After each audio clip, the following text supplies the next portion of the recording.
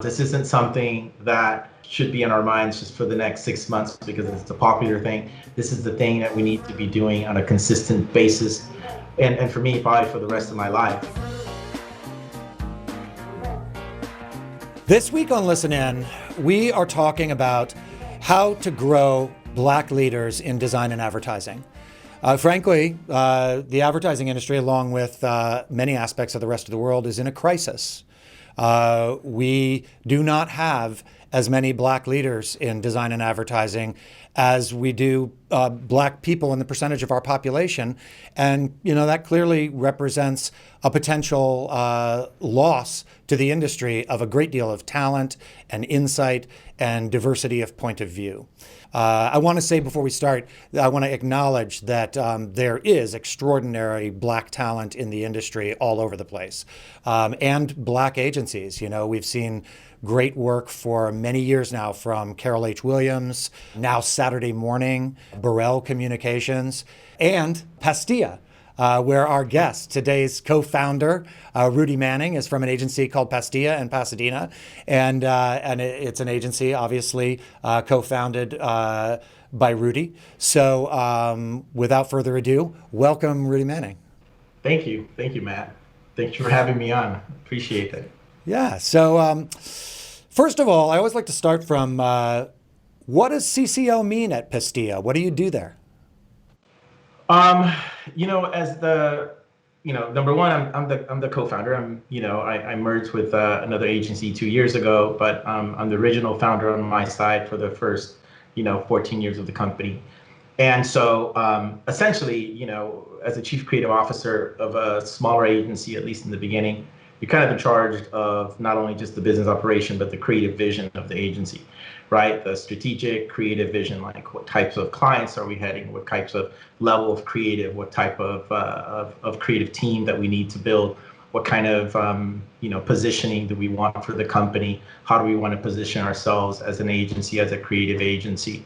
So I really that was a big part as that role that I kind of focused on, and I continue to focus on, right? Like the direction of the agency, the vision of the agency, the creative team type of people that we're looking for. Because in our industry, everything is driven by your team, right? The agency is by the employees, the creative vibe, and ultimately that's what makes the agency what it is the team and the people. So that's really, I would say, at the forefront of everything that I do, alongside the vision of where Pastilla is going. Yeah. Makes sense that this topic would have come up, probably long before now for you, the notion of developing Black leaders and having a diverse culture and staff in the agency. Is that something that you've been working on for some time? It is. It's something that it's been sort of boiling in me for quite some time. Being running an agency, starting an agency, running it, and sustaining it and sustaining its growth is a very difficult thing. Along with everything else that comes in life. So the focus, I would say, for the first 10, 12 years is getting this thing to run, getting this thing to be its own thing, right? And to be a real running business. And that ultimately, I think, the sad part, that became the focus, which is great.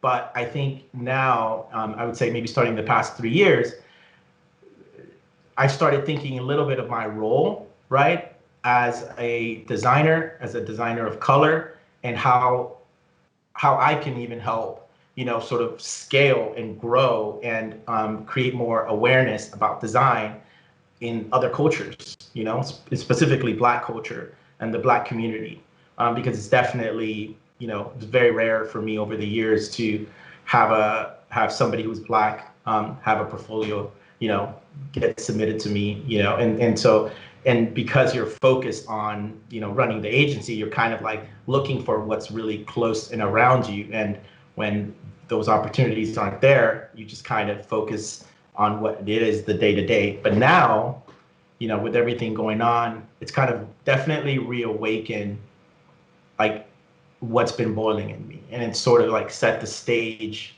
definitely for what's next, and how I look at the agency, right? Pastia, as myself as a person of color, and how, where we're going to go in the future. Like, what is my role, right? And I do feel like I have a voice and experience that I've always had this mentoring attitude anyways. I mean, I do it, that's why I teach. But why don't I get people who look like me come across, right in front of me, for me to be able to tell them my story, right? And get them aware of this design field, that it could be a great career, that can give a lot back to you and can build a great life for you. So I feel like that story needs to be told. My story needs to be told more. And so I'm hoping to do that more, and hopefully that will sort of add to, being able to, for me even, to find more designers of color and look for the opportunity and being more conscious of it. It is a little bit more work, right? It's a little bit more thinking you have to do. You have to be conscious about the hiring process, right? Because if you're not, like I was saying in the first year of my agency, where it was just run and gun, grow, work, you don't really have a chance to stop. But now that the business is sort of a little more sufficient and running sufficiently, then it's easier for me to stop and look and say, wait a minute. And obviously everything that's happened recently has really, even like I said earlier, awakened that. Yeah. And even awakened question myself as a designer, and what am I doing? Right? So Mm-hmm. Yeah, I hear you. And I think there is a really interesting nuanced point in there that doesn't always get made in discussions about race in general, and how it affects our choices, in this case in our industry, and design and advertising, that we're talking about today. Whether you are, as you called it, a designer of color or a business owner of color, or you are, a white owner of a business, or any color out there. What we're really talking about today is the battle against systemic and programmatic racism. So no matter what our individual attitudes are, our culture and the systems that bring our agencies into being are still founded on unconscious biases and prejudices that lead us to a place where we have to make an effort if we want to resolve this crisis and change it together. So I figured, when we connected, that's a big part of what we wanted to talk about today. But before we do that, I still wanted to hear. I always like each show to highlight, especially when I have an entrepreneur and a business owner, with as much success as you're showing now with Pastia. I like to talk about, what was the path? Tell me about some of the path that you took to get to co-founding the agency and being the CCO. I think it started for me as a little kid, to be honest. I think that the first memory I have of graphic design was, there was a contest. I was in third grade, and I lived in Germany as a little kid. And it was, in my elementary school, we had a contest to do a logo for a science expo. And it was part of the school. So my dad was a designer, not a designer, he was an artist. He studied architecture and so forth. And so he kind of got in there, and we worked on this together, and as part of the competition. And our logo was picked. And it was definitely the first sort of, my first pitch, right? My first win, and I still didn't really understand what it was. I was 8 years old, but I knew that when I walked around school, everybody had this science expo, Mannheim, Germany, or Mannheim Elementary School Science Expo badge. And there was this confidence that I gained out of it, right? And to this day, I'll never forget that. And around that time as well, my dad introduced me to computers. He bought me like a Commodore VIC-20, barely had any memory on it. I had to basically code my own games. There was a book, and at 9 years old, I was having to type, and copy the code to even get the game to run and play, and it would save on a little cassette player. So those two things right there were like a perfect sort of, combination of things really early on that continued to be a conversation in my house. right? And computers and art, and it was something that was an option, right? It wasn't like something like that wasn't an option, or they didn't understand. So I was very thankful for that, and Yeah. very blessed to have parents that kind of understood the that there was an opportunity in the creative field, even though they didn't know what graphic design even was, right? He did Yeah. the logo, no idea that was even a term, when we worked on that logo together for the school. So I would say like that was kind of like the spark in the beginning. And And I that's the kind of spark, right, that we want to be able to give equally and equitably to everyone, and that's one of the premises, I think, of our talk today too, is that you got this wonderful spark from your own family and the environment that you happen to be there, and how do we create that opportunity for young Black men and women who, by the way, it's kind of ubiquitous that kids draw, right? And I think a lot of us, really, in some ways, without regard to race, there is also that thing where people don't realize that that thing that we do, our drawing, our creating, that there's actually career paths for that, viable ones. Yeah. If there's a way to even communicate, not only just the kids, but to educate the parents as well, um, because sometimes there's some just cultural things and history and so forth that the parents just don't understand. In the Black community, I know they just don't know, in general, that graphic design in general is a very abstract term to a lot of people, right? And design is even a really abstract term to a lot of people. There's so many levels of definition you need to have to explain to somebody, and then knowing that it's a viable, career choice is even harder. And then on top of that, when you go to college, even going to college is expensive.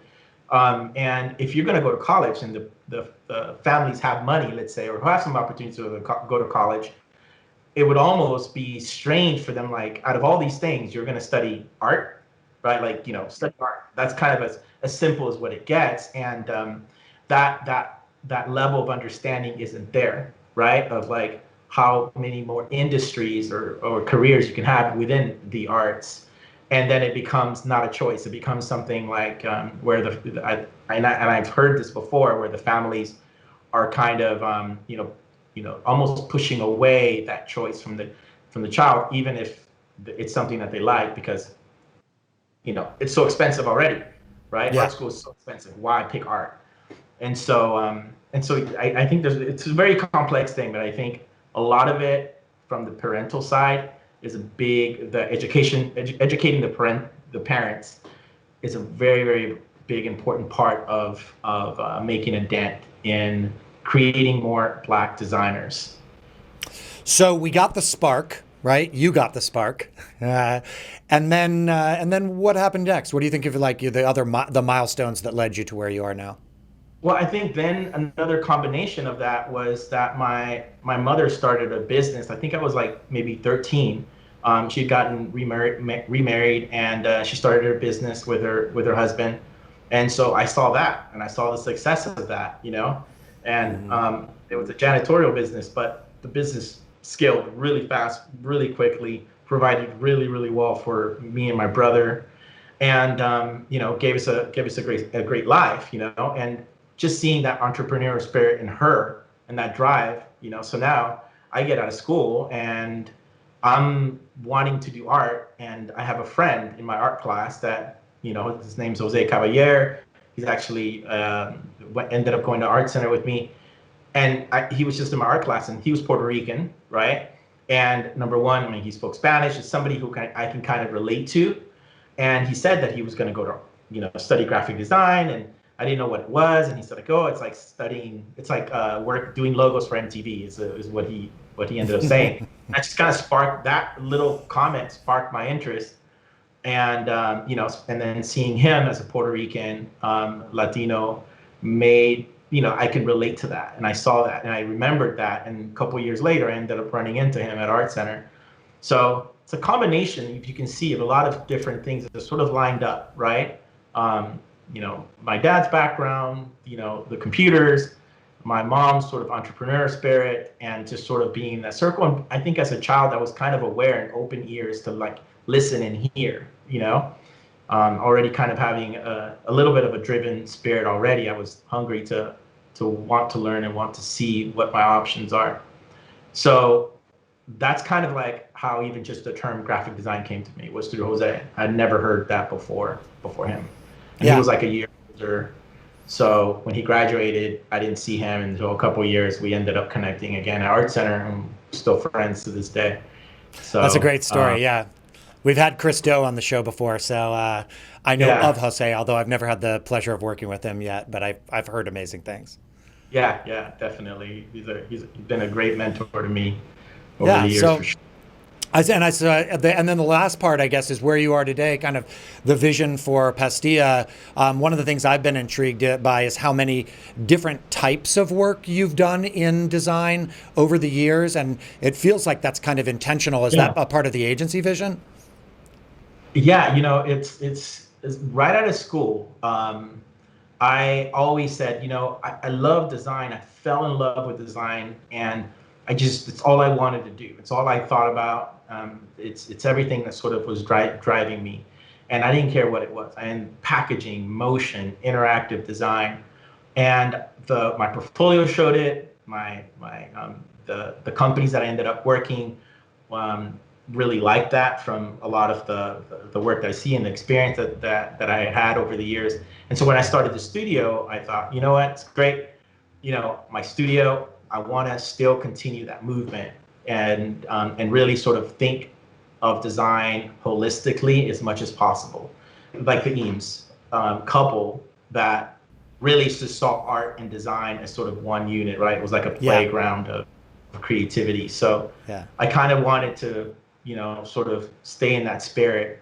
And was great. I think ultimately where I ended up coming to and finding where that thread was, because what ends up happening if you start to go too broad, this kind of just goes into like design and business end, is like, what is the thing that a client will remember you by? Started becoming, as we scaled, started becoming a topic, right? We were doing commercials and documentaries, and then all of a sudden we did like a print campaign for Surface, and then we would do like brand strategy for Microsoft Band. And it's like, where do we sort of focus? And so as we started to scale, I started like to look back and say like, what's the sort of thread? And that ended up becoming branding, really, because from branding, as you know, that sort of funnels down into lots of different applications. And if you can think through that sort of full picture of a business and all the deliverables and all the tactics that need to be created to position that company or to create the brand for that company, I think you're in a good space. So that was sort of like the vision and the direction that we're taking like 5 years ago. Yeah. Well, kudos on all the success. And I guess, when I hear all that, I'm reminded of kind of the seeds of the discussion that we had about, having this episode. It seems to me like, while certainly by no means did you have like, with the proverbial silver spoon in your mouth with regard to, being an agency founder and owner, still you had like the common thread here is you had awareness and key influencers at a number of points on your journey, to where you are now. And it feels to me like what we're talking about today is, regardless of what we do, and in addition to what we do inside of our agencies to drive diversity and equity and inclusion, how do we give Black youth that same type of exposure and connection to the possibilities and what's happening in the space that you got organically, right? I like that you said it's multiple touch points, because ultimately I think a lot of times as mentors, we try to think, okay, we're going to do one person, we're going to touch, we're going to see, and we're going to say something, and that's going to transform them. I think we can't see it that way, right? It's a multiple seeds that you're planting all over to then, just sort of trust, I mean, somebody trusted that, Jose didn't even know what he was saying at that point, right? And multiple other things when people were I was getting complimented by my drawings or whatever I did, it was just like, it is what it was. But, when we think of ourselves as mentors, I think a lot of times, and this is the same thing with instructors, and students come in and out, and And sometimes I feel like, oh, the student needs a lot of work. And they leave my class, and sometimes I'm like, I'm not sure, where, if they should even be in design, right? And if they really have passion for it. And there's been quite a lot of times that they come back to my classes a year later, completely different. And, it doesn't matter, some of the things that might have been said, they were during the critiques or whatever. If they found it within themselves to continue to grow, right, they definitely grew. And so when you're mentoring, I think you got to see it as like you're giving into something that isn't going to have a direct return. And there's somebody else that's going to be taking the baton somewhere else. And if that's the future of that child, to be in that direction, somebody else he's going to listen to somebody else. And at some point, the dots are going to connect. The problem is that there isn't enough mentors out there to create those dots for those students, in particularly students or potential designers, of color, Black designers, that they can see themselves and say, oh, he did it, I can. Look what he did with it. And there just isn't enough. There's not enough opportunities to have that relationship. And it is a little bit different. It's a little bit different when you do see somebody who looks like you or comes from a background like you. At that point, it's a completely different experience. You're close to that connection. It's, to be honest, it's no different than, like you seeing so many African American basketball players. I mean, it's just like kids grow up and that's what they think. And it's like, that's not the only thing that you can do, right? But why are they thinking? Because they see themselves and they see all these other elements of it. That's just one avenue. But the reason they sort of look there, because they see themselves there. I meant to step back and have just a brief discussion about identity in this context, Okay. And one of my instincts in that area is related to what you just said, which is that you described how you have experienced, observed, and learned how important it is for young people to see people like them doing what they want to do or could do. Yep. And of course, if we look at my identity, that's something that I will never experience, right? The world is full of examples of white men doing all kinds of different fields, and really having the privilege of entering into almost any space that they want to, Yep. So I think it's one of the reasons that when I heard about your instinct to do the things that we're talking about here today, and then also to have a show about it, that I kind of leapt at it.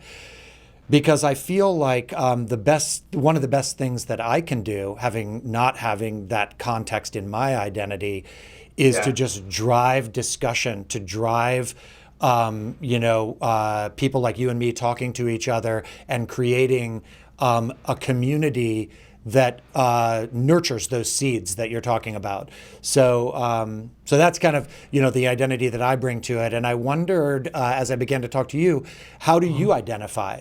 Yeah, so I'm Panamanian. So come from, we immigrated from Panama when I was a little kid. I was 7 years old, 8 years old, something like that.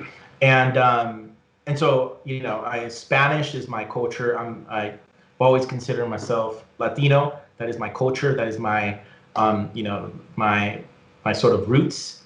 That term Latino is very broad. So it comes from people of all kinds of color and sizes and everything, including in my own family, right? So,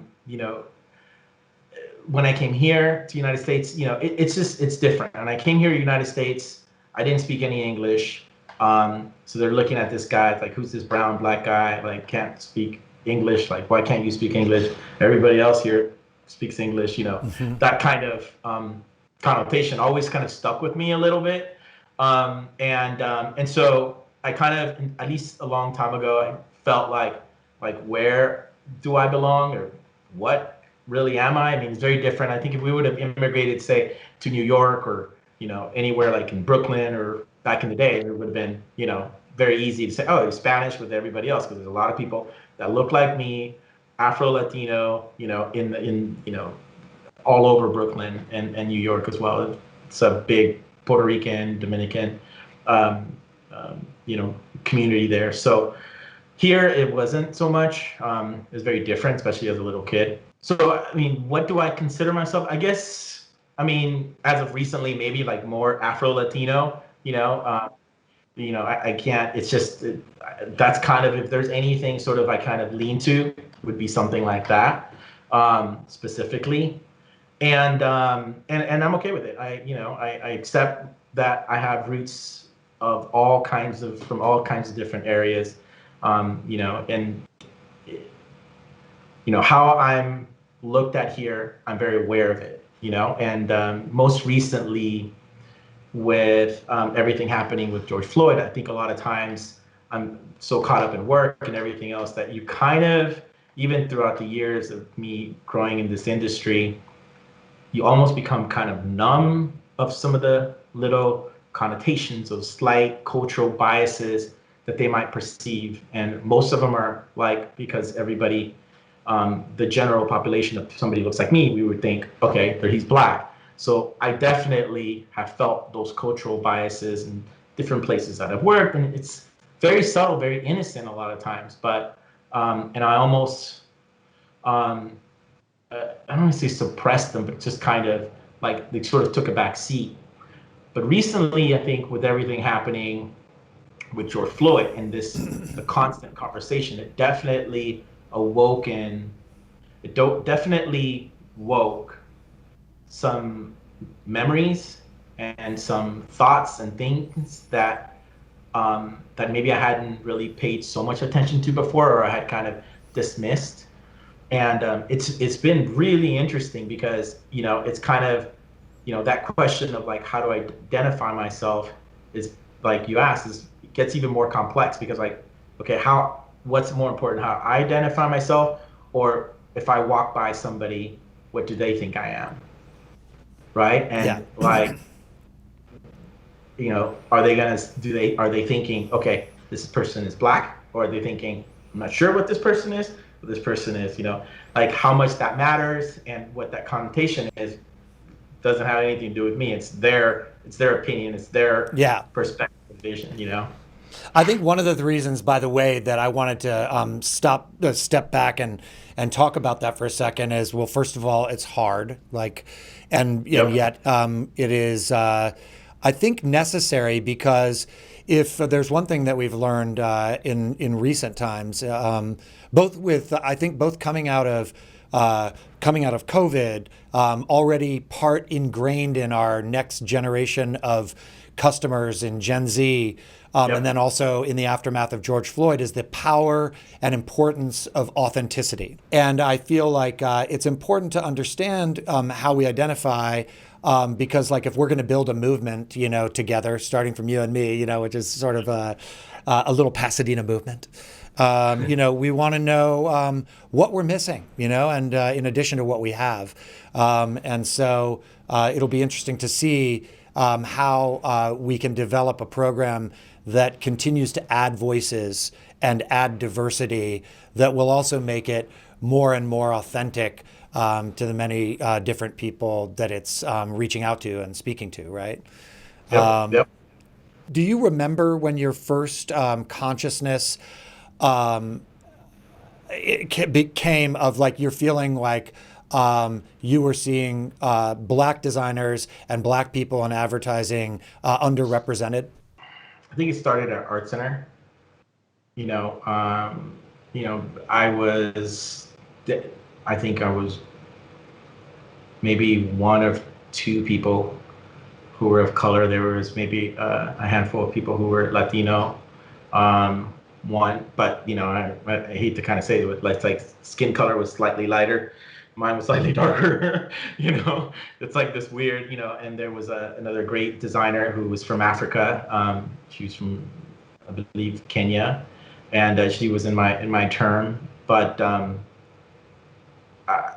over those 3 years that I was there, I think me and her, if I remember correctly, were the only ones. Mm-hmm. There was some more people of color in different departments, and there was a few Latinos as well. in graphic design over those years as well. So there was, but it was very small. I would say like Yeah. 2%, which is probably the same thing that it is right now. And have you seen that reflected in a lot of working environments? Because I just have to affirm that I think there are a lot of ways in which Eisenberg, the agency at which I work, is our thought leaders, and the agency is full of people. Once again, now more than ever, focused on driving diversity and inclusion, and yet. We have a very low percentage of Black staff here, and yet we're in a metropolitan area where there is a high population of Black people, and even where the agency is located on the edge of Northwest Pasadena, it is a Black community. So I know I see it reflected in the places where I have worked, not just Eisenberg, but really every agency along the way. I'm not seeing a lot of Black people in the agencies that I work at. And I wonder if that continued on for you coming out of Art Center. Absolutely. Yeah, absolutely. I mean, I can count in maybe one or two hands how many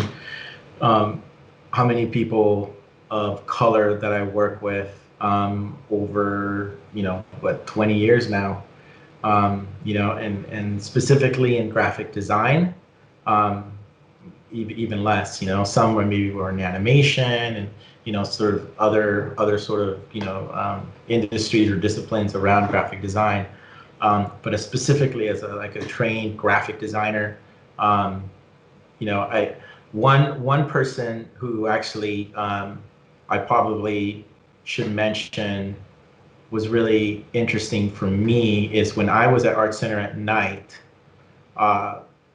there was an instructor, Denise Gonzalez-Critch, is an amazing designer. She's now the chair at, in I think North Carolina University in the graphics program. And she was teaching Art Center at night classes. And I took those night classes to prepare my portfolio to go to Art Center. And she brought in, this student to come in to show his work, right? And in comes in this kind of like fro haircut, and I look at him, I'm like, oh my gosh, like he's Black. And he shows his work, and it's just amazing work. He was a student at the time, but he wanted us, or she wanted us to see his work. And I just remember going, oh, that's great. That's amazing, And his work is amazing. He's really good. He's like, very talented, and he looks like me. It's just, there was this connection, I remember. And he now teaches our Art Center. He's like me and him, I think, are the only Black graphic design instructors. And he's an amazing designer. Tyrone Drake is his name. And and I looked at him. I mean, I didn't tell him until maybe 2-3 years ago that I was in that class that he came in. And I was like, Tyrone, I saw your work, and he's like, I remember going, you were in that class? I was like, yeah, I was, man. I looked up to you, because even when you're not going to Art Center and you see somebody who's like 2 years ahead, it's like, whoa, oh my gosh, like way ahead, and like, how can I do that? I'll never be able to do that. So that was one person that just her bringing him to class, showing his work. I don't even know if she realizes whether she did it intentionally or what. I don't know, but it was a great move. It was great because I didn't end up seeing that like throughout the term. He was like the only other one that was older and in graphic design specifically. So and extremely talented to this day. It's such a moving story, the idea of just discovering a mentor, at that point in your career, and then still working side by side with them a long time later, and being able to share that, and now hopefully maybe Denise will, get a chance to hear that too, that she made a difference in that way. I think it has to be a trend, and a special challenge in design and advertising, because you hipped me to, this conference and this website, Where Are the Black Designers? Can you tell me a little bit more about that and how you discovered it and what you know about it? Yeah, so it's basically a Slack channel where there's, anybody who's Black, who's in the design community goes in there, and all kinds of different designers. I would say, like, from UX to even like project managers and UX researchers and UX writers and just traditional graphic designers. And so, recently, as all this happened, I've been looking for like exactly that question, like, where are the Black designers, and so it's been great. I just got in there and I've been mentoring people. So like I'm right now, this week I spoke with one person who is looking to start, well, she's already started her brand strategy consulting agency, and she's kind of been in different fields of design, and now she kind of wants to focus in strategy.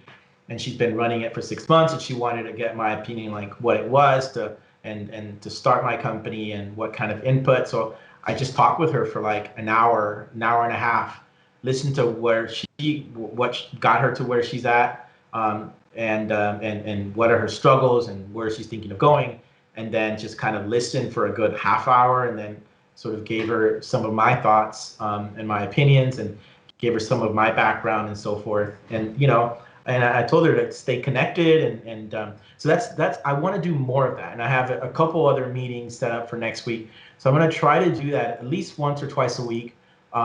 We're looking for a project manager. So now again, I'm being more conscious of okay, well, maybe I'm not going to look in the typical network that I have, because what I'll probably do is get very similar types of people. So how do I start looking? So this Slack channel, there's another one that I'm looking into as well, to post projects or to post job openings, and seeing what I get, And I think that's the thing that that at least as an agency owner, besides the mentoring, besides going and speaking at high schools and with kids to introduce what this career is, but is being conscious employers, right? And like I said earlier, it's not easy. You have to make a conscious effort of it, because if you're going to look around, that's going to be the easy thing. And that's the thing that I think I kind of fell into. And I don't blame people, because there's so many things going on when you're running a company. But this is like, I have to make a conscious effort to think about who we hire and where we look for potential hires as well. And so yeah, it's been great. I've been making lots of really great connections, and I've been hearing things about the AIGA. I'm speaking with somebody. He's the director of AIGA in Colorado, about possibly speaking there and being part of a mentoring program. So I'm definitely I'm in it, and this is something that I'm planning to really focus on for a while, because it's been time, and this is the time. Like, everything's sort of aligned up. Like I said, this has been boiling in me for a while, and then all the dots are connecting right now perfectly for me. So, including the business and the opportunities that my business can provide. So it's what I got to spend my time on. It's great. It's great. And it's it's infectious in a way, in a positive way. I suppose you can't really say infectious anymore with COVID, but in the most positive sense of infectious. I mean, I think that's part of why you and I are having this specific discussion today, is because your passion in that area and the spark that has been lit for you really lit. You lit up Eric Eisenberg, right? Our founder, who looked at some of the stuff that I'd like to talk about that you were doing for, I think, some other reasons as well, but with price schools. He has connected with you, and he's been thinking about what I alluded to a few moments ago, that here we sit as an agency that doesn't have a lot of diversity, particularly at the leadership level. We actually do have a lot of diversity in the agency, but it doesn't extend upward into leadership. And, part of the reason for that is, like we've talked about, systemic and programmatic racism, that doesn't feed into the system passionate young talent of a diverse background that, then are empowered to move up. And so he was looking at this situation in particular after the recent focus following George Floyd's death.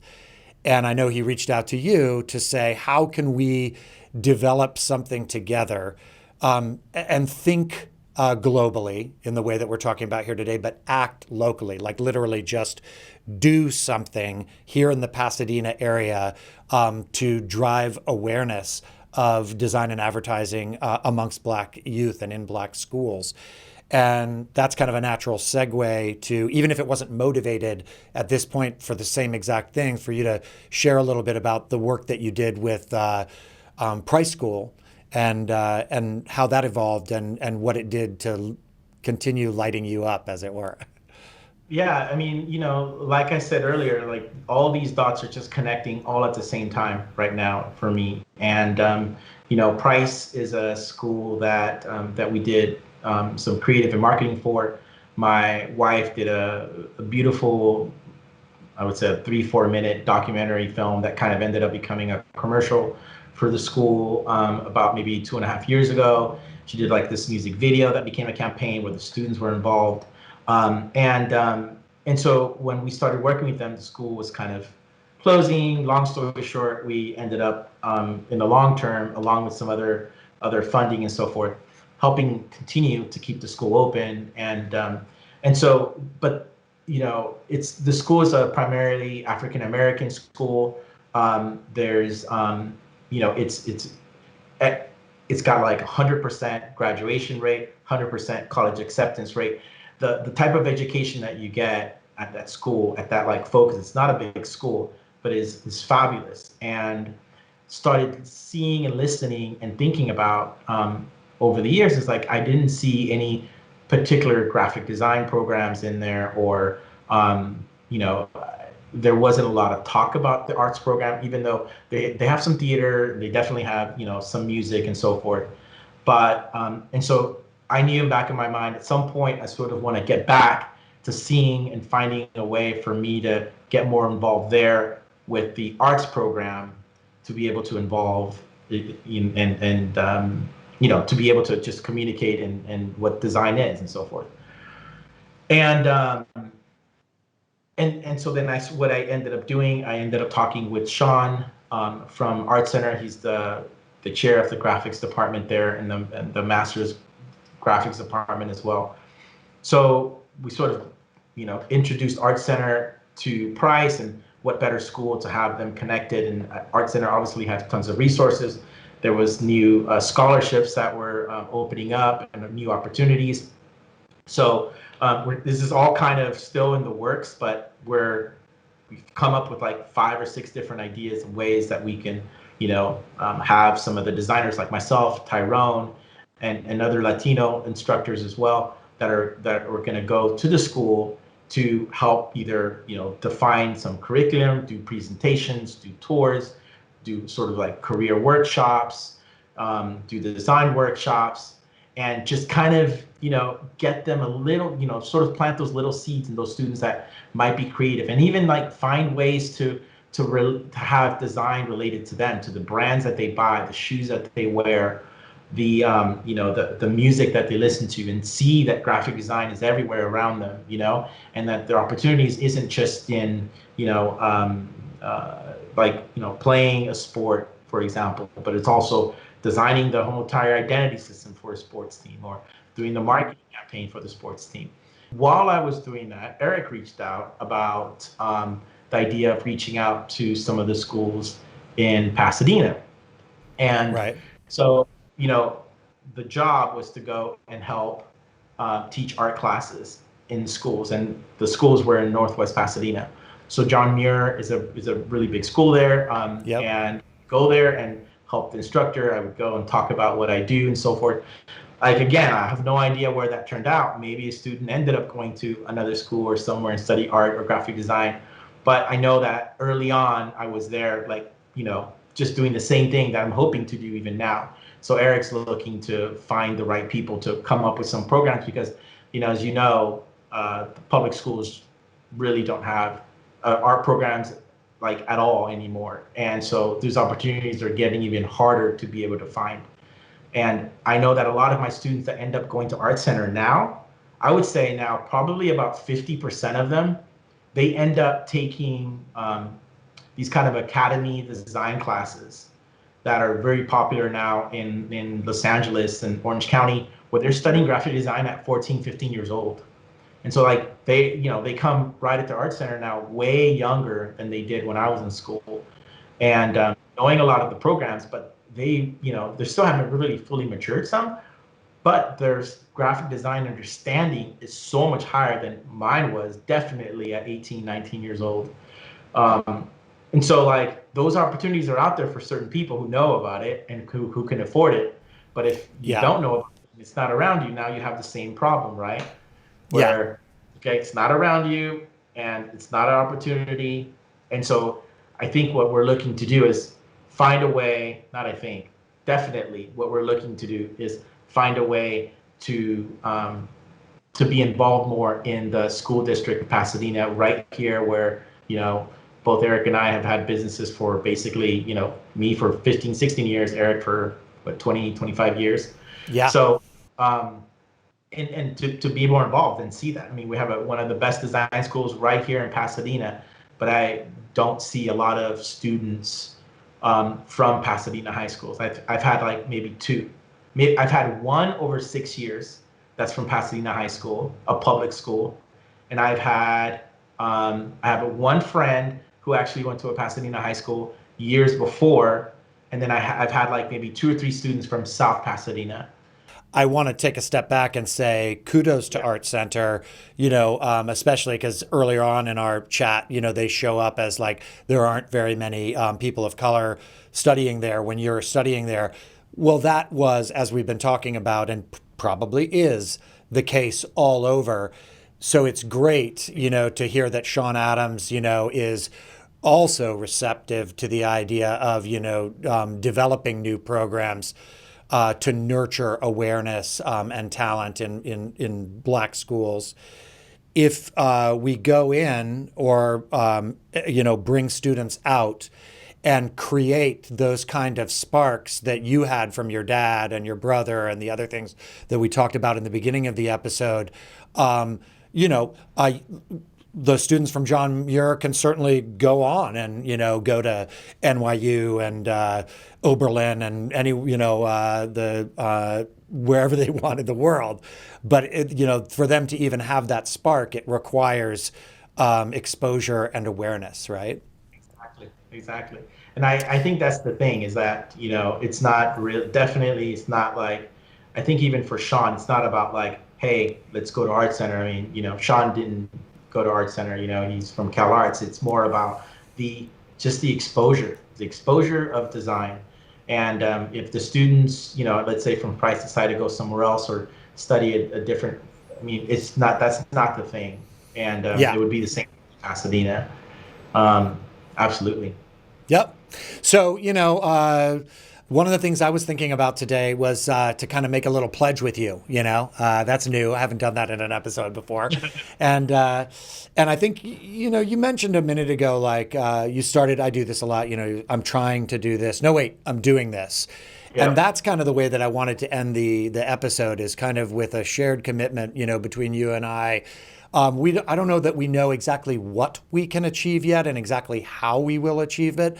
But one of the really interesting facets to me would be to look at, can we come back together 6 months from now and talk about exactly what we've succeeded in, stepping forward into, the obstacles that we've encountered, the shifts in direction that have come from taking on more diverse partners, getting more people involved, and taking this spark that has been lit in Rudy Manning and in Matt Bretz and in Eric Eisenberg, and seeing if we can get some flames going,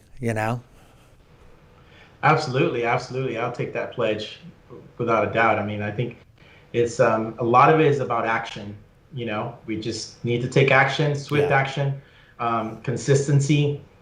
This isn't something that, should be in our minds just for the next 6 months because it's a popular thing. This is the thing that we need to be doing on a consistent basis.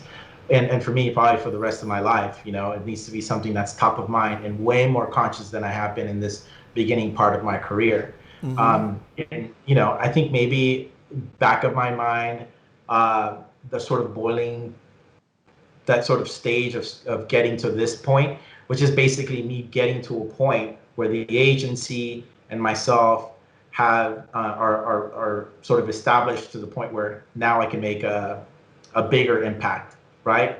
Yep. I can have a better stance, a bigger stance, and more experience to be able to help even more than even like say 5 years ago, 7 years ago, when I'm sort of in the weeds of still growing the agency. So yeah, I'll definitely take that pledge with you. Absolutely. Yeah. And it's not just you and me. It's all of the metrics indicate that having a diverse staff and a staff that is led by diverse leaders, an organization like that is more successful in design and advertising because it creates a greater foment of ideas, which is where all innovation comes from, and more lucrative. There's a direct correlation between the drive for diversity and equity and inclusion and the success of small, medium, and enterprise scale businesses. So, I think that's maybe not why we're here, because I can feel the personal passion for you, that you bring to why you're here. But it's a nice corollary, Yeah. Yeah, absolutely. And it's one of the things is that this is actually been talked about for a while. I mean, the more I started thinking and researching, this idea of where are the Black designers has been mentioned a few times. In the first article that I can sort of go back to, I think it was like in 1987 in Print magazine, a Black designer named Cheryl D. Miller, and she had an article called Black Designers Missing in Action. So if there's like anybody wants to have a little background or, see how long this conversation has been going, to kind of, set some bearings of like how much more work is to be done. And that's been 30 years now. It's definitely a huge conversation, and it has been a conversation. I think she actually wrote a thesis when she wrote a paper or thesis in college, and then that ended up becoming years later, if I'm not mistaken, that's where it started. It ended up becoming an article in Print magazine. Cool. It's awesome to see so many connections coming together for you at this time, in your career when Pastilla is really thriving as well.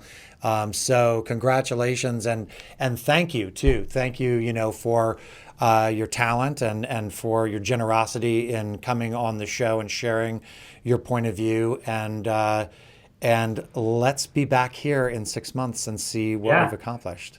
Yeah, definitely. Thank you, Matt. Thank you for having me. Thanks so much for joining us for this episode of Listen In. You'll always find us streaming on LinkedIn, along with live chat comments from myself and guests. After the stream is over, we archive the show here on our LinkedIn page for Eisenberg, and you'll also find the episodes at AListDaily.com. So have a great week, and as always, keep your ears on.